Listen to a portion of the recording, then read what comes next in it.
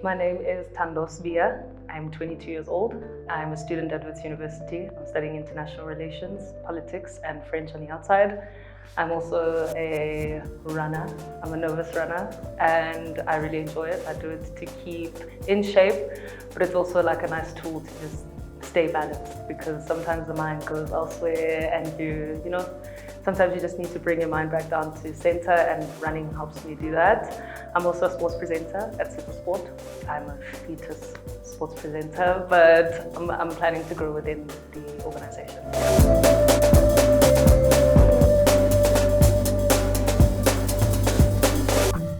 My teeth, my height, and my mind.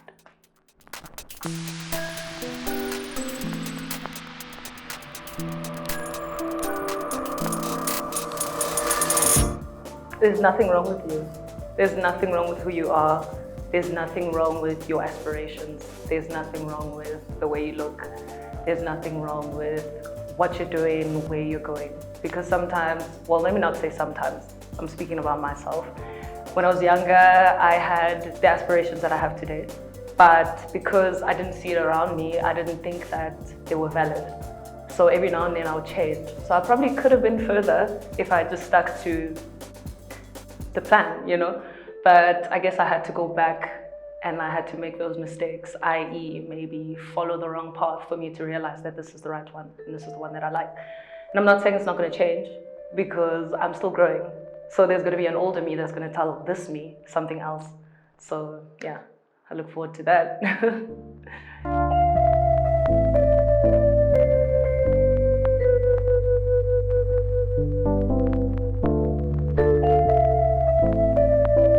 I think I'll answer the second question, and then maybe as I'm answering the second one, the first one will come through. But my self-love is very closely aligned to my spirituality. So I go to church, and I'm gospel, and I also practice a lot of yoga and meditation. So I guess that helps me a lot.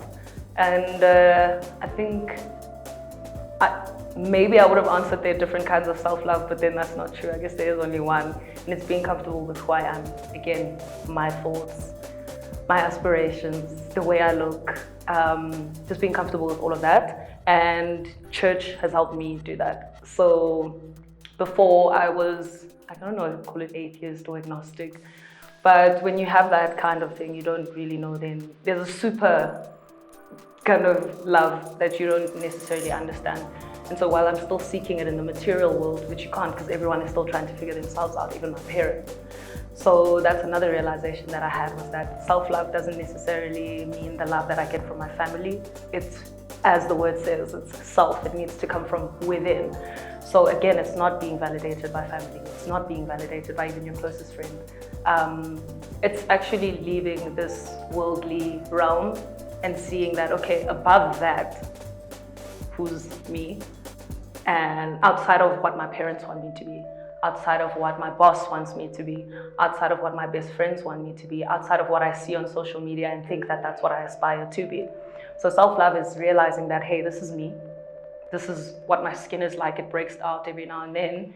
This is me. I tend to snap at people every now and again. I don't like it. I'd like to fix it, but I love myself. And I know that I am not that snappy person. I can't tell you who I am, but yeah, and I'm really comfortable with that person. And yeah, I guess that's what I can call self-love. I don't know if I've answered the question, but yeah.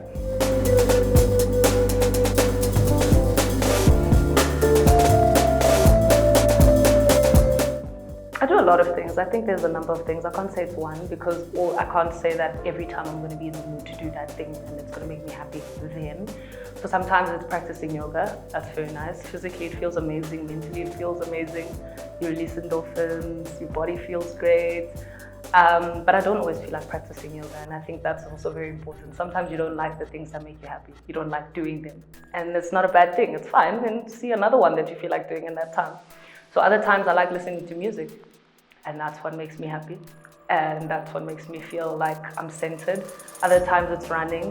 That's what makes me feel good. That's what makes me feel like I'm centered. Other times it's reading a book. So I think it's just clocking in with how I'm really feeling at the moment, because I think it's challenging, or it's not really advisable to have one thing that makes you happy and you say this particular thing makes me feel centered. You don't feel the same all the time. Your environment is not the same all the time. So I can't say, yeah, definitely cycling will always make me feel centered, because on that day, maybe I don't feel like cycling. And I'm just not supposed to be cycling on that day. So it won't make me feel centered, even if I'm cycling. So it's a number of things, but the ones that I've just mentioned are the core of it, make up the core of it, yeah.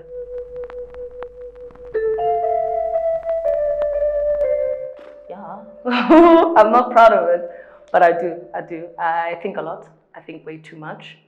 I think I have an outside-in thinking where I think what others think first before I get to what I think of myself first. So if maybe I get into an environment, before I introduce you as who I am as a presenter, or as the happy person that I am, or as the church-going person, I want to get into the environment and suss out who everyone else is, and then maybe say who I am based on that, just so that I don't have too many questions asked about who I am or what I believe in. Kind of aligns with what everyone else thinks, so that, I don't know, I just don't want too much attention on me, because when those questions come, because we live different realities, sometimes someone might not receive my reality the way I'm putting it out there. So I just don't like being asked lots of questions about what I do and why I do it. And I think that has had negative consequences, i.e. anxiety, because I'm constantly thinking what the next person is thinking about me. But I'm growing. I think that also takes time. So I'm glad that I've identified it. Now it's working on it, and I am. And I guess I also have weird eating patterns because of maybe that, I grew up with eating disorders. So I always wanted to be skinny, or I always wanted to be lean or something, And so I just had weird eating patterns. So now I'm still trying to figure out what works for me. So I guess that's why I work out a lot. It's not a bad thing, because I've realized that it comes with its benefits as well. But hey, yeah, I do. Those are the self-harming things. Thinking a lot is top of the list.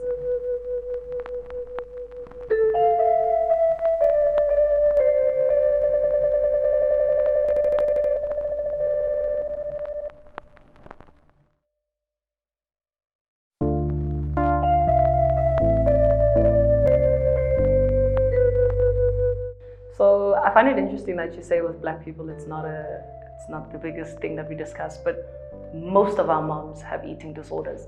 That thing of, I'm dieting now, I'm taking, what was that thing, slims, I don't know, some bioslim or something, our parents have had the weirdest things. And that's kind of like eating disorders, if you say that I can eat tamaquinya today, then tomorrow I'll drink Herbix and I will drain it out. That's not normal. That's a disorder in itself. But to cope with that, one, self-love. That's the first thing. If you don't have it, I'm sorry, you're just not going to cope with it. So unless you learn to love what's there, what you have, even if it's not what you want it to look like, it's not going to happen. So I think with me, coping with that was just accepting and surrounding myself with people who accept that. So sometimes it's just your environment. If I'm going to be in a space where everyone around me is concerned about weight and being skinny, I'm not going to feel comfortable with myself, because that's the environment that I'm in. So sometimes it takes some tough choices, and then this taps into the second question as well, with just life coping. But I'll touch on that later. But sometimes it just takes that tough decision making that as much as I like being here with these particular people, and as much as I think that this is what I like right now, it probably isn't, because I was obsessed with modeling. And that's where it developed, because I don't have the figure of a model. It's just the way it is, Then I had to leave that sorry babes, you can't become a model because you just don't have the figure. No matter how much you can not eat. I was at a point where I was eating those champions and drinking Coke in high school. Just that. Because I wanted to be a model. Just things where you have to be very honest with yourself, babes, it's not happening. Let's see then if perhaps there are other avenues. So also with life throws you some curveballs. Maybe you don't get the job that you wanted. Maybe, I don't know, something happens. Maybe your boyfriend leaves you and stuff. It's just, sometimes you have to make those tough decisions. And they don't always come when you need to. Sometimes you're gonna get dirty, like very dirty, before you realize that, hey, I'm playing in mud and I have to get out. And it's fine, you know? I don't think anybody has like the expiry date written on their body to say that if I don't get this done by this time, it's not, you know what I mean? So yeah, I guess I hang out with some old people sometimes just to remind me that you still got time, relax. These mistakes happen, yeah.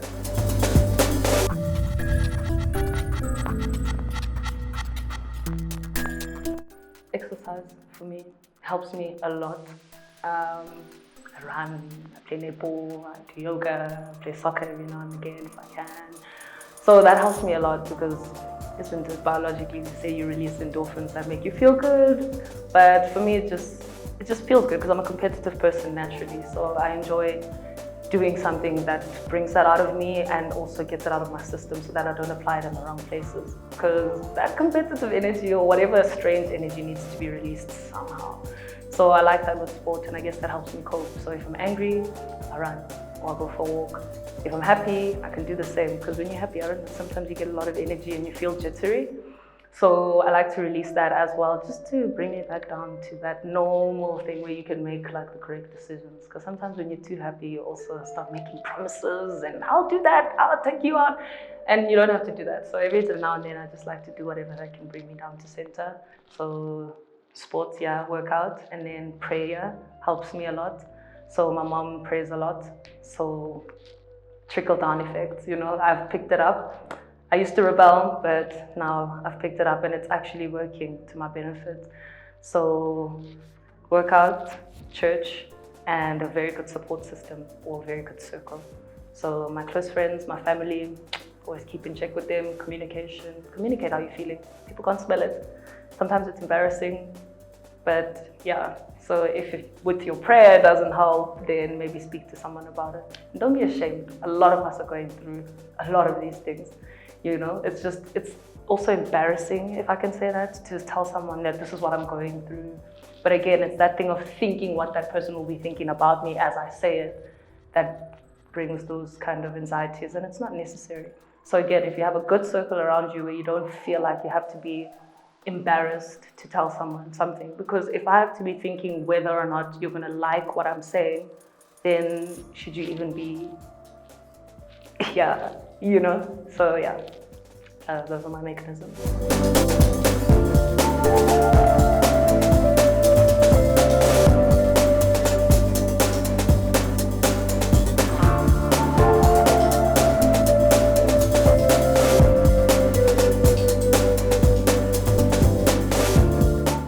I know when I started cycling, doing yoga, things that are not black, that was strange. But again, I took that and I actually just applied myself, my mind, to think that maybe it's not that I'm not being allowed to, it's that I'm not expressing it the way I want to.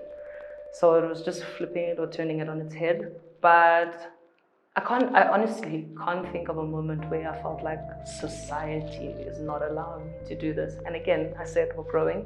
I'm also going to enter a different space, and I'm entering a different stage of my life, i.e. maybe corporate world. So you tend to get engaged, you engage with people that you don't have a choice to engage with. So luckily for me, up to this point, I've kind of had a choice with whom I engage, and I haven't felt like society is holding me down, you know.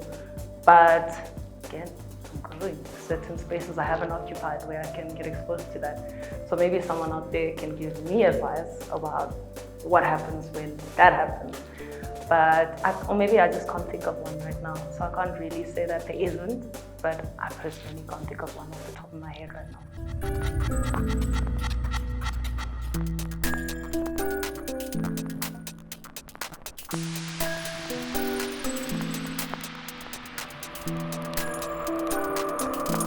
I actually do that a lot. You know, so when I was in high school, I had a bunch of friends that I didn't really like so much. Or let me not say I didn't like so much. I liked them too much, and it wasn't reciprocated. So that hurt my feelings, and then I just chose to stay in isolation. Because my close friends were obviously in other schools and stuff like that. So by virtue of that, I'll just spend time by myself. And that's where I learned it. And since then, I've been quite alright. I can go out for movies by myself. I can even go to concerts and festivals by myself because, I mean, it's cool. Like, I enjoy my company. I really, really do. If I would sit alone doing nothing, I don't know. But I can sit alone, watch a movie, read a book. I don't know, watch sport. I do that quite a lot. I do sit by myself quite a lot. Yeah.